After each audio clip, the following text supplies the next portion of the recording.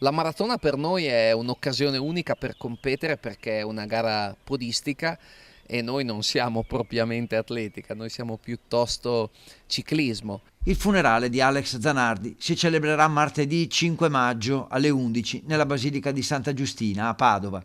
Un esempio per tutti gli sportivi, un punto di riferimento per la sua capacità di cadere e rialzarsi.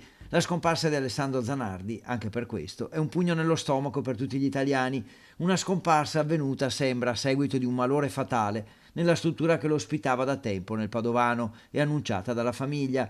Se n'è andato serenamente, dicono, proprio nello stesso giorno, il 1° maggio, in cui 32 anni fa morì anche il campione di Formula 1 Ayrton Senna. Una giornata di lutto per la comunità di Noventa, non solo per Noventa, ma penso per tutto il paese. Quando la famiglia ci comunicherà la giornata della cerimonia del funerale, e a quel punto là noi istituiremo la giornata di lutto cittadino, che è assolutamente doverosa. Alex era molto legato al Veneto, nato a Bologna 59 anni fa. Aveva scelto Noventa Padovana come luogo dove vivere con la famiglia, la moglie Daniela e il figlio Nicolò, e anche lì aveva creato fin da subito un legame speciale. Poi in bicicletta che andavo a Drio, io correvo forte no, e allora che dicevo piano che mi ti vengo Drio, sì, io rallentava, lo trovavo anche sui colli. Lo conoscevo perché lo vedevo parecchie volte circolare. Lo vedevo in giro tempo indietro, parecchio tempo indietro, e le ultime volte l'ho visto per sbaglio in pizzeria assieme a sua moglie. Sono molto dispiaciuta perché è un nostro compaesano.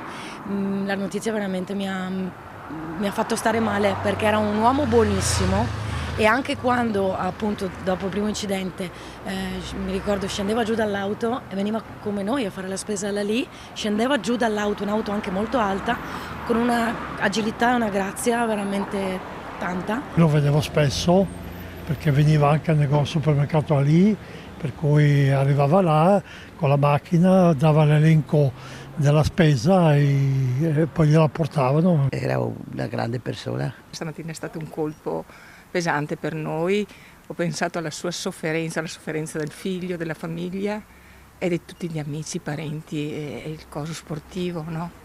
Abbiamo perso un grande qui a Noventa. Quando facevo il banchetto davanti al supermercato ci siamo confrontati, che avevamo naturalmente idee diverse, sull'accoglienza diffusa dei profughi. Persona meravigliosa, fantastica. Nel Veneto, che l'aveva adottato, Alex aveva partecipato vincendole alla Treviso Marathon, la maratona di Padova e alla Venice Marathon. Poi, dopo l'ultimo incidente, era stato ricoverato per alcuni mesi all'ospedale San Bortolo di Vicenza. Nell'annunciarne la scomparsa, la famiglia chiede anche il rispetto della riservatezza, una riservatezza che ha contraddistinto tutti questi anni.